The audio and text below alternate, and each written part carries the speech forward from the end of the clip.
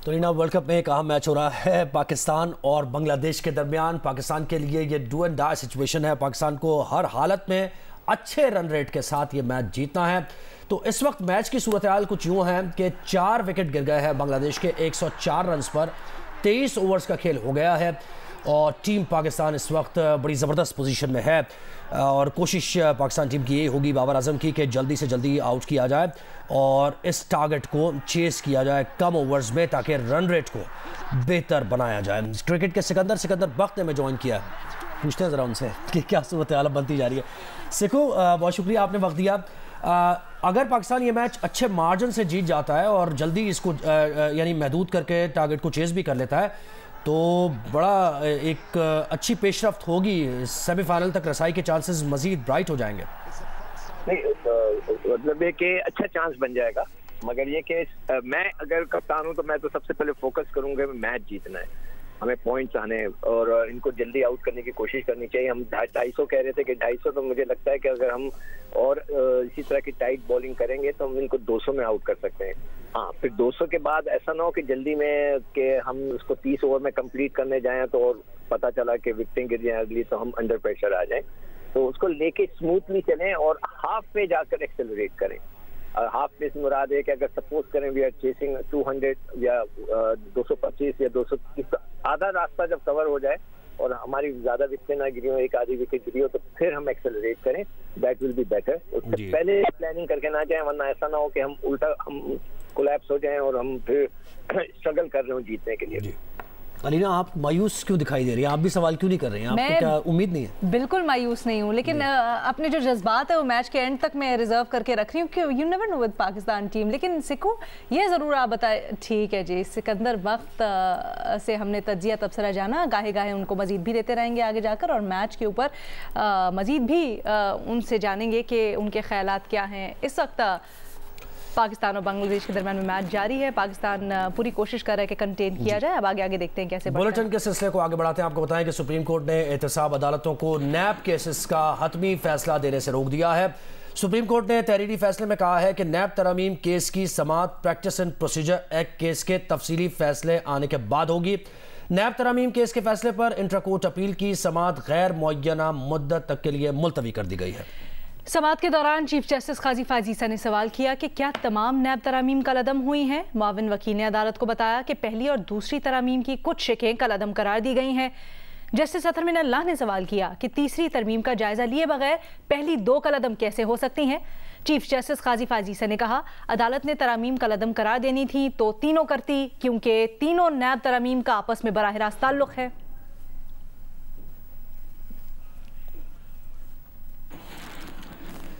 तिगरा वज़ीर आज़म अनवारुल्लाह काकर कहते हैं कि पाकिस्तान में सर्कुलर डेथ नाम की एक चीज़ होती थी। तहकीकाती सहाफ़ी इन्वेस्टिगेट करें कि डॉलर 330 रुपए का था तब सर्कुलर डेथ कितना था, और अब जबकि डॉलर 278 रुपए पर आ गया है तो अब सर्कुलर डेथ कितना है। लाहौर में वो प्रेस कॉन्फ्रेंस कर रहे थे जिस दौरान निगरान वज़ीर आज़म ने कहा कि डॉलर रेट 330 रुपए से 278 रुपए आने से पाकिस्तान के सर्कुलर डेथ पर तकरीबन 4000 अरब रुपए का फ़र्क पड़ा है।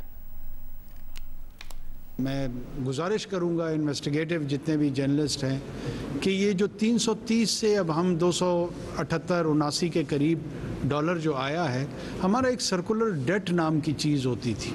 अगर 330 रुपए के हिसाब से हम देते कितना देना होता और अब कितना देना है, ये भी तो कोई कैलकुलेट करे, कोई कैलकुलेट नहीं कर रहा। Which is more than 4000 trillion rupees, ये 4000 अरब रुपए से ऊपर का फिगर है। और जो वैल्यू में पाकिस्तान के एसेट्स हैं बड़ा है, उसका एक और पहलू है। ये जो अफ़गान ट्रांजिट ट्रेड में स्मगलिंग गुड्स पे हमने सख्ती की है, उसका डोमेस्टिक इंडस्ट्री पे, जहाँ पे कपड़ा आ रहा था यहाँ पे मिलें बंद हो गई क्योंकि वो स्मगल गुड्स को compete नहीं कर पा रहे थे। अब ख़बर आ रही है कि जो ही इन पे पाबंदी लगी है, सख्ती हुई है, वापस लूमें चलनी शुरू हो गई हैं, प्रोडक्टिविटी जो है उसकी तरफ जो हमारी फैक्ट्रीज़ हैं वो आ रही हैं। ये वो सारे इंडिकेटर्स हैं इकनॉमिक जो कि पॉजिटिव अंदाज में जा रहे हैं। ज़ाहिर इसके लिए थोड़ा सा वक्त लगेगा। मुल्क में गैर कानूनी मुकीम अफराद के पाकिस्तान छोड़ने के लिए दी गई मोहलत का आज आखिरी दिन है। कल से रज़ाकाराना तौर पर वापस ना जाने वालों के खिलाफ मुल्क ऑपरेशन होगा। गैर कानूनी मुकीम अफराद को पहले कैंप्स और फिर उनके मुल्क वापस भेजा जाएगा। जिला खैबर में तुरखम सरहदी गुजरगाह से अफगान खानदानों का इनखला जारी है।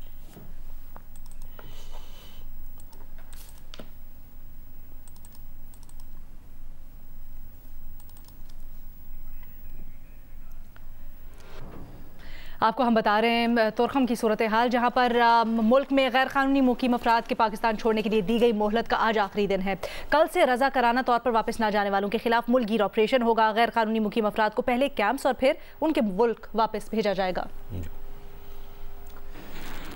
और वफाकी हुकूमत की हिदायत की रोशनी में गैर कानूनी मुकीम गैर मुल्कियों के इनखला के सिलसिले में निगरान खैबर पख्तूनख्वा हुकूमत की जानिब से पेशावर में कंट्रोल रूम कायम कर दिया गया है। इससे मुताल्लिक़ हमें बताएंगी शीबा हैदर।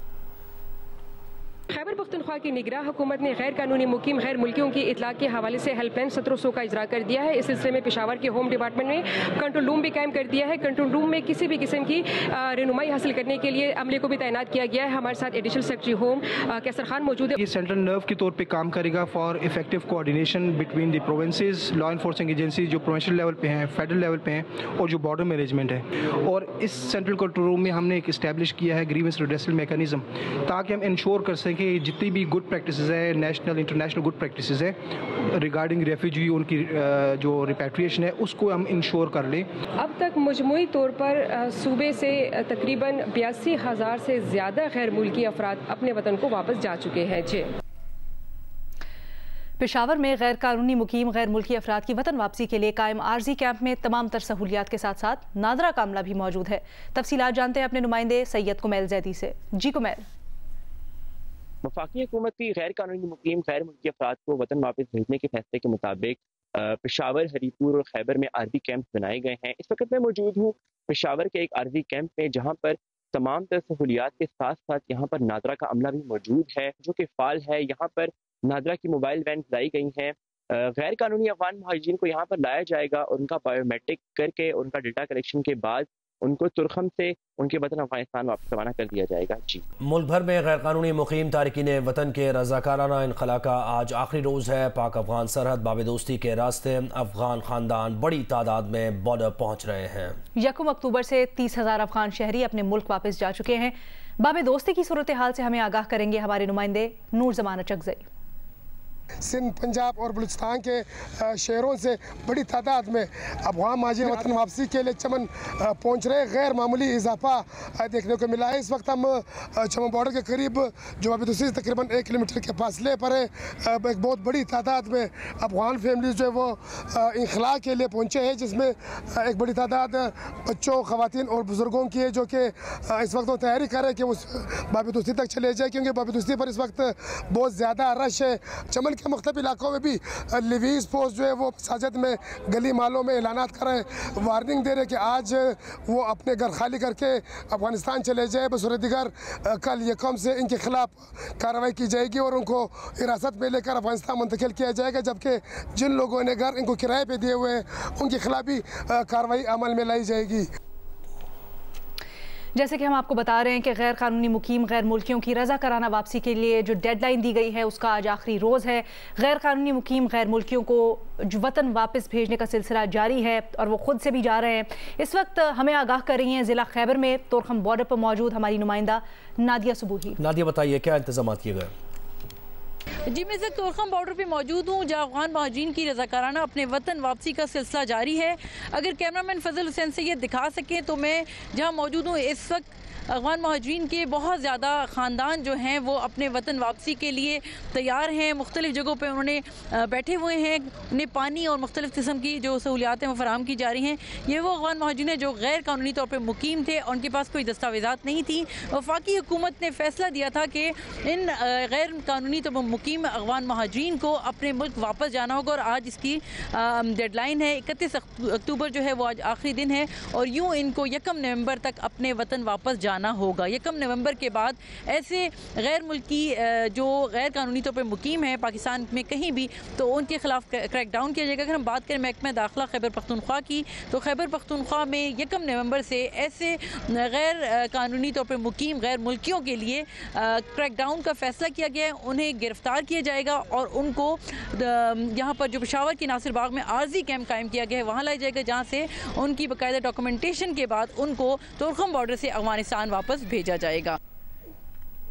अवामी मुस्लिम लीग के सरबराह शेख रशीद कहते हैं कि शेख रशीद का अपने भतीजे राशिद शफीक को सियासी वारिस बनाने का ऐलान उन्होंने कर दिया है। अपने बयान में शेख रशीद ने कहा कि वो लावारिस आदमी हैं, इसलिए राशिद शफीक को अपना बेटा डिक्लेयर कर रहे हैं। मजीद कहा कि वो अजीम फौज के साथ हैं। 9 मई के वाकयात की दोनों बाप बेटा मजम्मत करते हैं। मैं राशिद शफीक के साथ ये वीडियो पैगाम जारी कर रहा हूँ। आज से मैं राशिद शफीक को, मैं लवारस आदमी हूँ, अपना बेटा डिक्लेयर करता हूँ और जो मेरा सियासी फैसला है वही राशिद शफीक का सियासी फैसला है। राशिद शफीक मेरे साथ शाना बशाना खड़ा है और हम अजीम फौज के साथ हैं और हम 9 मई के वाक़े की दोनों बाप बेटा मजम्मत करते हैं। और मैं ये वाज़ेह ऐलान इसलिए कर रहा हूँ कि कोई गलतफहमी ना पैदा हो, क्योंकि मैं दोनों नशिस्तों से कलम दवात के निशान पर इलेक्शन लड़ रहा हूँ और राशिद शफीक इसका एक हिस्सा है और मेरे साथ है। ब्रेकिंग न्यूज़ ये कि साबिक वफाकी वजीर गुलाम सरवर खान भी तहरीक इंसाफ छोड़ गए हैं। मज़ीद जानेंगे, नुमाइंदा जियो न्यूज़ आज़म मलिक ने हमें ज्वाइन किया है। आज़म बताइए।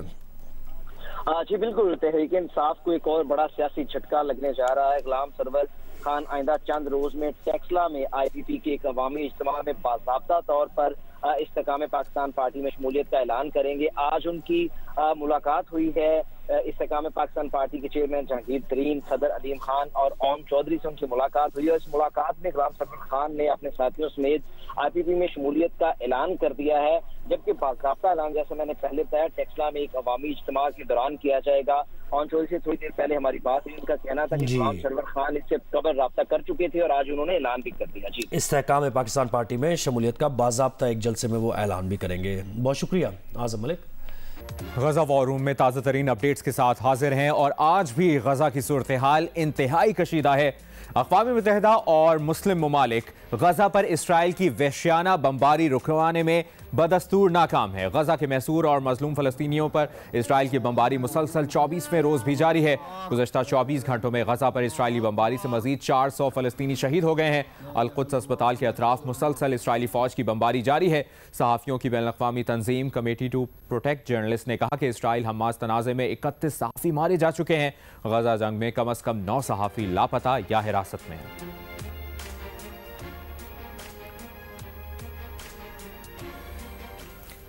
और गजा में इसराइली बमबारी से बच्चों की शहादतों और जख्मी होने का सिलसिला आज भी 24वें रोज भी जारी है। आज भी इसराइली बमबारी से तबाह इमारतों के मलबे से मुताद्दिद बच्चों को जख्मी हालत में बाहर निकाला गया है। सिसकते तड़पते बच्चे, तहिया फ़लस्तीन, तहिया फ़लस्तीन, फ़लस्तीन को जीने दो। गजा वॉर रूम से ताज़ा तरीन अपडेट्स आपने जानिए, आप जियो न्यूज़ के साथ रहिए। लाहौर की एहतसाब अदालत ने साबिक़ वज़ीर आज़म शहबाज शरीफ और हमजा शहबाज को 29 नवंबर को तलब कर लिया है। इस बारे में मज़ीद तफसीलात जानते हैं अपनी नुमाइंदा नवीन अली से। नवीन, किस केस में बुलाया है?